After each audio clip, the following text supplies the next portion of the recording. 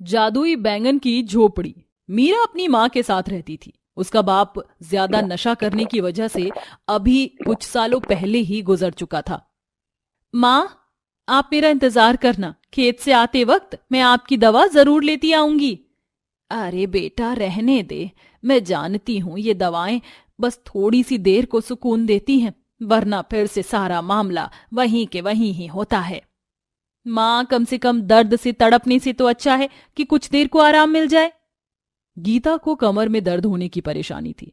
दवा खाने से तो उसका दर्द थोड़ा काबू में रहता था, लेकिन दवाई छोड़ते ही वो बिल्कुल बिस्तर पर पड़ जाती थी। माँ की ऐसी हालत की वजह से घर चलाने की जिम्मेदारी बेचारी मीरा के ही सर पर थी। मैं जा रही हूँ माँ, ऐसे बोलकर मीरा अपने काम पर निकल गई। वो अपने गांव के एक अमीर साहूकार के खेतों में काम करने जाया करती थी। अभी वो जा ही रही थी कि तभी रास्ते में उसे एक झाड़ी में फंसी हुई छोटी सी चिड़िया दिखाई दी। बहुत बुरा हुआ, रुको नन्ही चिड़िया, मैं तुम्हारी मदद करती हूँ। मीरा ने उस चिड़िया को झाड़ी से निकाला और वो फिर से अपनी राह निकल गई और खेत पहुंच गई। अरे वाह, इस बार तो मालकिन मेरे काम से बहुत ही ज्यादा खुश हो जाएंगी। जरा इस लहलहाती फसल को तो देखो, कितनी अच्छी फसल हुई है इस बार। ऐसे बोलकर मीरा खेत में खाद डालने लगी। उस खेत में गेहूं और बैंगन की फसल लगी हुई थी। अभी मीरा खाद डाल ही रही थी कि तभी उसकी मालकिन वहां आ गई। सब अच्छा तो चल रहा है ना? मालकिन, आप खुद ही देख लीजिए कितनी अच्छी फसल हुई है इस बार, मैंने बहुत मेहनत। हाँ हाँ बस कर, ये सब कुछ तेरी मेहनत का नहीं, हमारी अच्छी किस्म के बीजों का नतीजा है, समझी? तुझे मेहनताना तो मैं पहले जितना ही दूंगी। ना ना ना, मैं गलत कह रही हूं। तूने तेरी माँ की खराब तबीयत की वजह से 3 दिन काम से छुट्टी ली थी, उसके भी पूरे पूरे पैसे काटे जाएंगे। मालकिन, ऐसा मत कहो, मुझे मेरी माँ के लिए दवा लेकर जाना है, प्लीज मेरी पगार मत काटना। यहाँ कोई रिश्तेदारियां निभाने आई हूं मैं, समझी? जितना तेरा निकलेगा उतना ही मिलेगा। ऐसा बोलकर रागिनी सभी का हिसाब करने लगी। मीरा ने अपनी जी जान की मेहनत से 3 महीने में होने वाली फसल को 2 महीने में कर दिखाया था, लेकिन फिर भी दुष्ट रागिनी ने उसे इस सब के लिए भी कोई फालतू पैसे नहीं दिए और साथ ही उसके काम पर न आने वाले दिनों की भी उसने पूरी पूरी पगार काटी। इतने में तो सिर्फ घर का खर्च चल पाएगा या फिर माँ की दवा। मुझे क्या करना चाहिए? अभी तो मुझे मकान का किराया भी देना है। बेचारी मीरा को ऐसे ही सोचते सोचते खेत में ही शाम हो गई और बिल्कुल शाम को मीरा घर पहुंची और घर पहुंचते ही वो हैरान रह गई। माँ, माँ, आप ऐसे बाहर क्यों खड़ी हुई हो? और ये आंसू?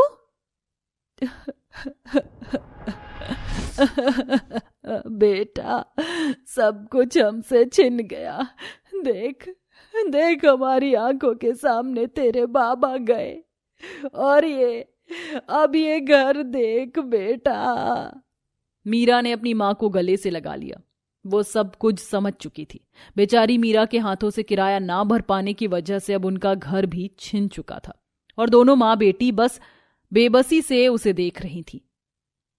माँ, जब तक जिंदगी है हमें कभी भी हार नहीं माननी चाहिए। क्या हुआ अगर ये घर गया तो? चलिए हम फिलहाल मौसी जी के यहाँ चलते हैं।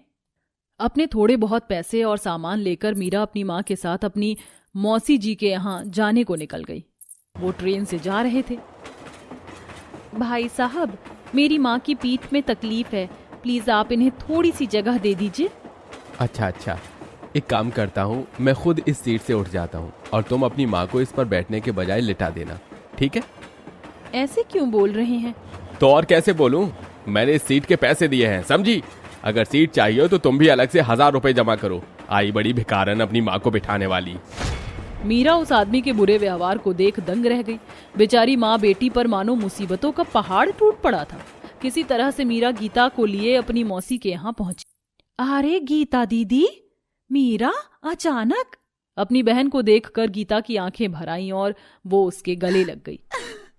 मौसी, अभी माँ को आपकी जरूरत है। मीरा ने अपनी मौसी को अपने साथ हुई सारी बातें बताईं। मैं तुम्हारी बात समझ गई हूँ मीरा, लेकिन मैं यहाँ ज्यादा दिन के लिए नहीं हूँ। जानती है मेरे पति 2 दिन बाद बैंकॉक जा रहे हैं, तो आप फिक्र मत कीजिए मौसी जी, हम 2 दिन में यहीं शहर में ही कहीं अपना ठिकाना ढूंढ लेंगे। मीरा 2 दिन के लिए अपनी मौसी के यहाँ रुक गई, लेकिन चिंता की बात यह थी कि 2 दिन के बाद वो कहाँ जाती, क्योंकि उनके आधे पैसे तो गांव से शहर आने में ही खत्म हो चुके थे। ऐसे ही देखते देखते 2 दिन भी हो गए। चलिए मौसी जी, अब हम चलते हैं, आप आराम से जाइए। रुक जा मीरा, मैंने तेरे मौसा जी से बात की है, इस इतने बड़े शहर में तू कहाँ भटकेगी। आप परेशान मत होइए मौसी जी, मैं अपनी माँ को लेकर कहीं ना कहीं रहने का इंतजाम कर ही लूंगी। वैसे भी हम आपके ऊपर बोझ नहीं बनना चाहते हैं। आपने 2 दिन हमें अपने घर में रखा, उसके लिए शुक्रिया। ऐसे बोलकर मीरा अपनी माँ के साथ बाहर आ गई और वो दोनों बस दर दर भटकने लगी। एक मंदिर में भंडारा हो रहा था, वहीं पर बैठकर दोनों ने अपना पेट भरा और फिर मीरा ने भगवान जी से बहुत ज्यादा प्रार्थना की। भगवान जी, अब आप ही हमारा सहारा हो, प्लीज कुछ करो। ऐसे बोलकर मीरा फिर से अपनी माँ के साथ किसी बसेरे को तलाशने लगी। वो दोनों चलते चलते शहर की खाली खाली सी जगहों पर आ चुकी थी, जहां बहुत कम बसावट थी और अब रात भी हो चुकी थी। देख तो मीरा, यहाँ कितने बड़े बड़े मैदान खाली हैं। चलो माँ, यहीं चांद के नीचे अपनी रात काटते हैं। दोनों बेबस माँ बेटी वहीं मैदान में ही बैठ गईं और चांद की रोशनी को देखने लगी। अभी वो बस चांद को देख ही रही थी कि तभी मीरा को ऐसे महसूस हुआ जैसे कि किसी ने उसके हाथ को छुआ हो। ये क्या था?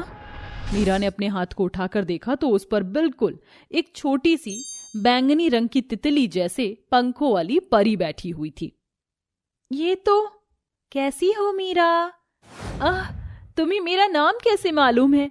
मैं तुम्हारे बारे में सब कुछ जानती हूँ, क्योंकि मैं लोगों का मन पढ़ सकती हूँ। तुम बहुत ही दर्दों से जूझ रही हो, तो इसीलिए मैं तुम्हारी मदद करने आई हूँ। मेरी मदद? हाँ, मदद। जानती हो, मेरे जैसी परियां इस दुनिया में जगह जगह मौजूद हैं, लेकिन हम सिर्फ उन्हें ही दिखाई देते हैं जिन्हें हम खुद को दिखाना चाहते हैं, समझी? समझ गई। ये तो कुछ कुछ परियों की कहानी जैसा है। अगर तुम सच में एक परी हो तो प्लीज मेरी मदद करो।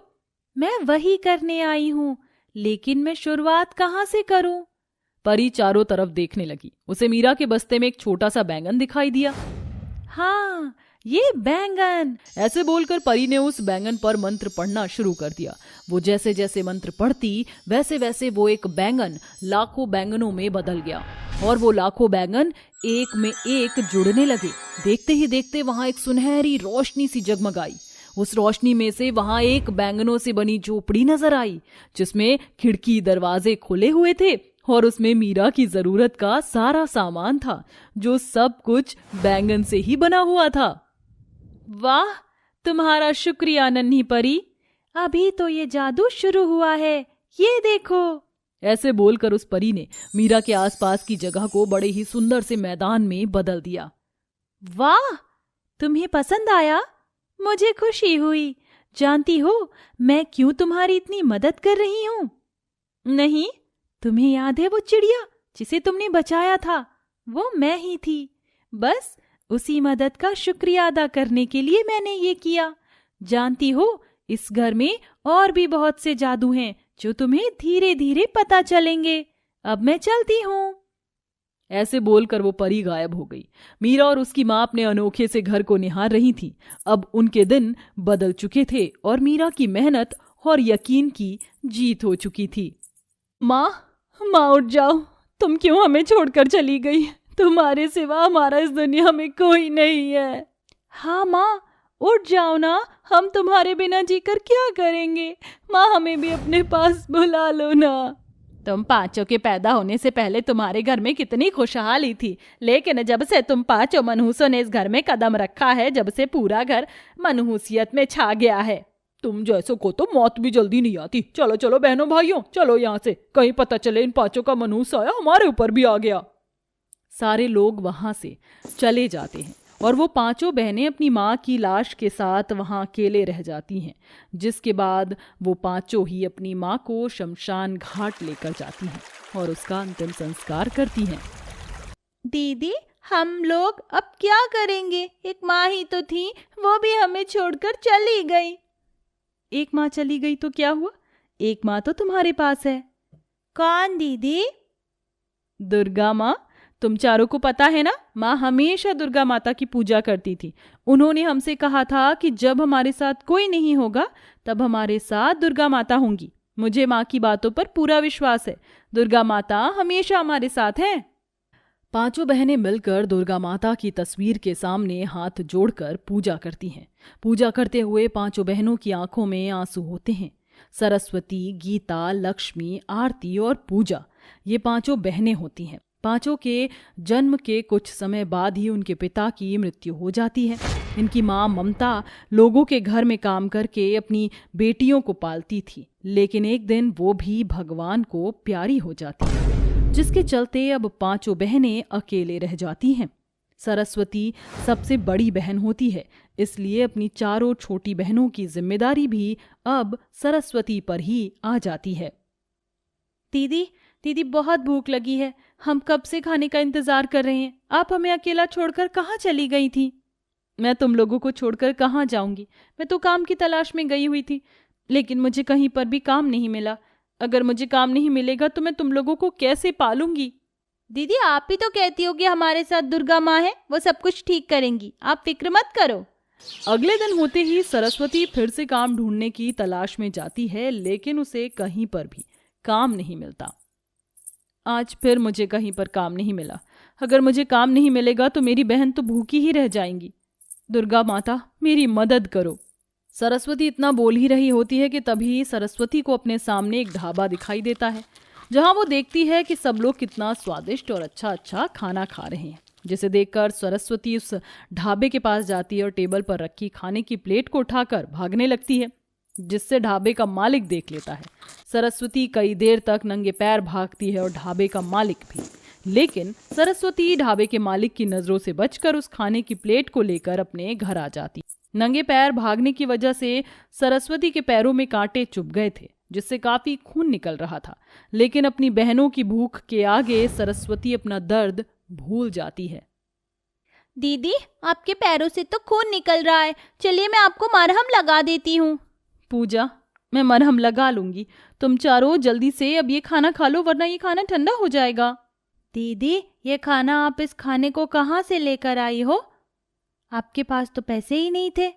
मैंने कहा था ना कि दुर्गा माता कभी भी अपने भक्तों को अकेला नहीं छोड़ती। लगता है उनकी कृपा से आज मुझे ये खाना मिला है। दीदी आप भी थोड़ा खा लो ना, आपने भी कुछ नहीं खाया है।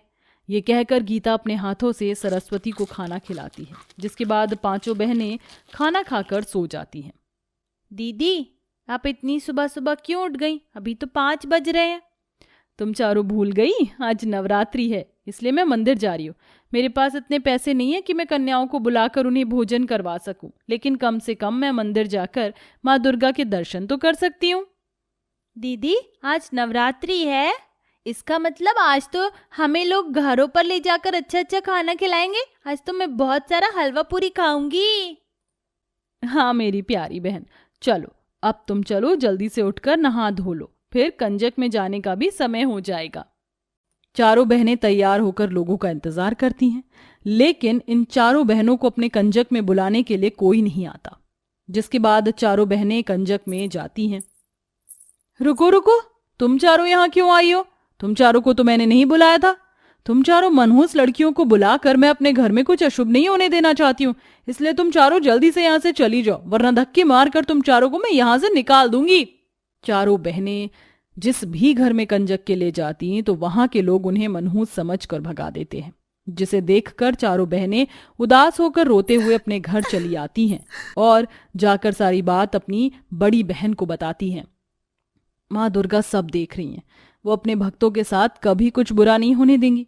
इस बार तुम कंजक में नहीं जा पाई तो क्या हुआ, अगली बार जब नवरात्रि आएगी तो हम भी कन्या पूजन करेंगे और उस समय तुम सब हलवा पूरी को खा पाओगी। ये कहते हुए सरस्वती की आंखों में आंसू होते हैं, लेकिन वो अपने आंसू को संभाल लेती है।